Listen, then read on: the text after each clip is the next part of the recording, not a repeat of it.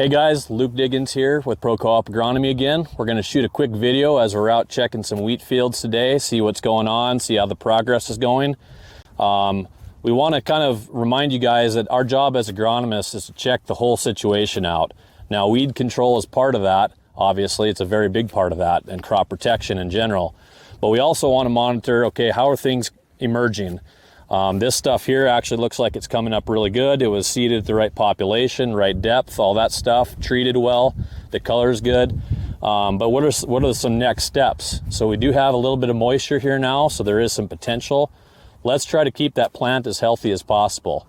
We want to evaluate how much total of macronutrients were put down, starter plus total nitrogen. That includes what's in the ground. Let's think about your fertility.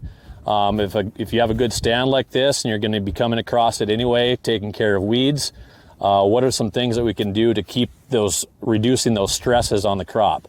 I'm not saying by all means to go out there and blow a bunch of money that isn't necessary, but in some cases, fungicide, even just for plant health, could be a big benefit, especially with commodities the way they are. Just in this field alone, you know, there's a lot of trash here from previous year's wheat. And there's a lot of inoculum of diseases that can cause, tan spot, septoria, those sort of things on leaves that it might be worth to tank mix something in with. The other thing is part of your nutrition program.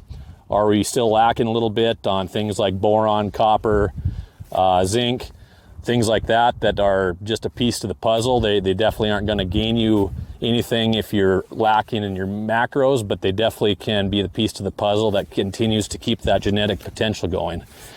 So other than that, there's a couple other things to look at. We talked disease.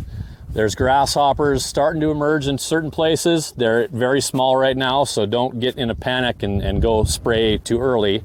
But if the populations are high enough, especially in pulse crops, we want to look at those. Also, cutworms are starting to emerge. Definitely same thing with pulse crops. It doesn't take many of them to make big damage issue going on in your pulse crops. Wheat isn't such a big deal because you can still tiller and they can eat some good foliage and bounce back. But there are some new products around for cutworms if that's an issue.